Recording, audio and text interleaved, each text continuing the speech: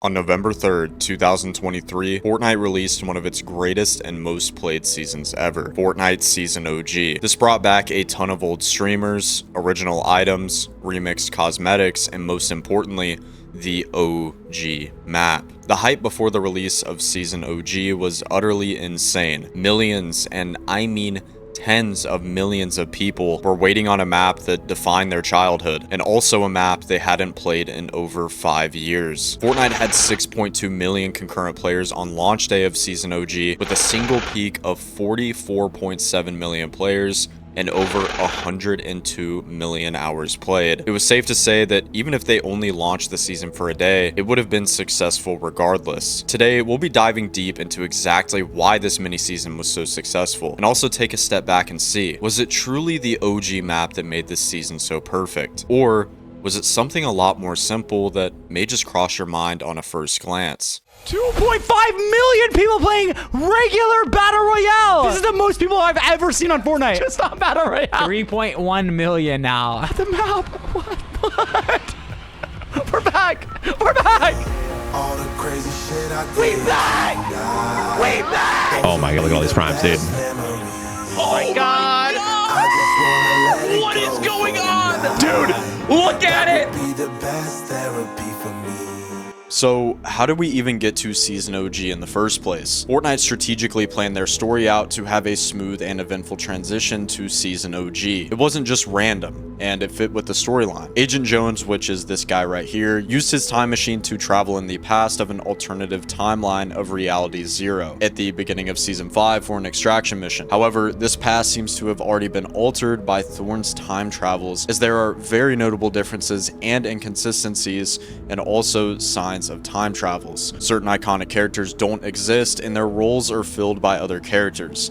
Hence why we had remixed skins. This was an ingenious marketing tactic by Epic Games to help give Fortnite Battle Royale the boost it needed, since the game was on a slow and steady decline. And wow, did they do it well. The season was only a month long, and this was a test for Fortnite's introduction of mini seasons every single year. We were so used to the 1 year long chapters with one specific map. However, having a throwback for the game for just a short period of time obviously brings a ton of people back to the game and increases interest for the upcoming chapter, which I'm really shocked. Epic Games actually retained a lot of players during Chapter 5. However, there was a huge dip in Fortnite Chapter 6, and this could be due to a numerous amount of reasons. But no other game that I can think of has done this before, and this led to other games such as Call of Duty doing this as well. Every single week within Season OG, the map was updated accordingly to a new season. First was Season 5, which was one of the most played Fortnite seasons in Chapter 1, and this is one of the reasons why I think the player count was just so high off rip. Then was Season 6, where we were reintroduced to the floating island. After that was Season 7, where we saw planes return, which was pretty insane for a little while. And last was Season X, which concluded Fortnite Season OG with the Big Bang event that teased numerous upcoming collaborations and changes within Fortnite. Now, the sad part is, I think one of the main reasons Season OG was brought back was to promote the Lego mode, Rocket Racing mode, and Fortnite Festival. However, these flopped horribly. Comment down below if you played these and why you think they flopped so hard, because I thought this would completely change the way people played Fortnite. And this is something that I completely forgot about until I started scrolling through a lot of Fortnite's assets. Do you remember whenever they dropped in-game items in real life? Well, they also did this with Season OG. They didn't just put it in a random desert like they did in Season 5, but they dropped it at streamers' houses, which was completely insane. This hyped up the community so much more for Fortnite Season OG, and I think the build-up that they did for this season was one of the best that they've done out of any single season ever. There were also little collectibles sent to streamers that they could show on stream, puzzles that you had to figure out and put together the key art, and overall, it was just a fun beginning to the season even before the season started. And I think the best part about it is that it felt special. I think that's the biggest thing that Fortnite was lacking for such a long time, and it wasn't the collaborations, but it felt like every new season past Chapter 3, Season 4 just felt not repetitive, but it just got boring. The seasons weren't bad, but at some point, marketing and build-up for game modes has to change. And the one thing that changed that was pretty controversial, but it brought a lot of their older audience back, is the Eminem concert. Players were looking forward to this for such a long time, and me personally, I loved it. And there were people that were playing Fortnite watching this event that I never thought would play Fortnite in my life. This goes for the same with the Fortnite Remix event, which had the most concurrent players for a live event ever. And events like this for Fortnite just work really well. And on top of Eminem, music played a huge part with Fortnite Season OG.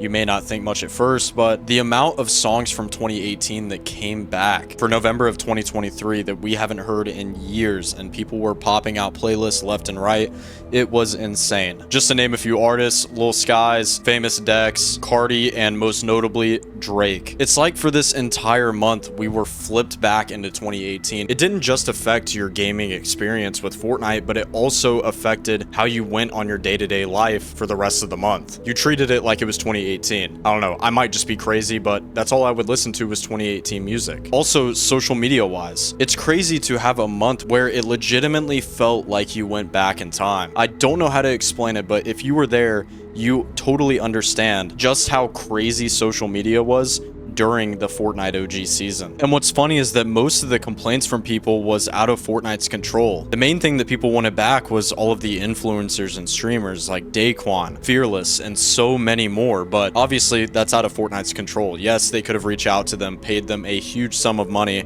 and they might have done that. However, they have their own reasons for leaving content. But overall, Fortnite did perfect this OG season. There were some things like the weapon models and maybe some minor things that should have been changed, just like the main OG mode that we have today. However, with it being so short, more people were worried about time than anything. Time was the biggest factor within this OG season, and it really goes to show that not everything should last forever. But let's get back to the main question. Was Fortnite OG in 2023 actually the perfection of Fortnite? Could it have been the actual gameplay itself? Could it have been the map, the guns, the music that was brought back, the insane live event that we were getting at the end? Or was it all just community? What if the OG map had nothing to do with Fortnite Season OG being as perfect as it was? What if it was just the community all coming together and being happy once again with a game that they all love? The reason why I say this is because the only other time that we've really had such a big boom like this in Fortnite's history was Chapter 1 and also the beginning of Chapter 2. And the reason why Chapter 2 was so good was because no one had anything else to do. You were either sleeping or playing Fortnite because of coronavirus. But I'll leave it up to you. Why do you think Fortnite OG 2023 was so perfect? I think I gave my best explanation, and I'll end you off with this quote. What's the point of experiencing something so perfect if you're the only person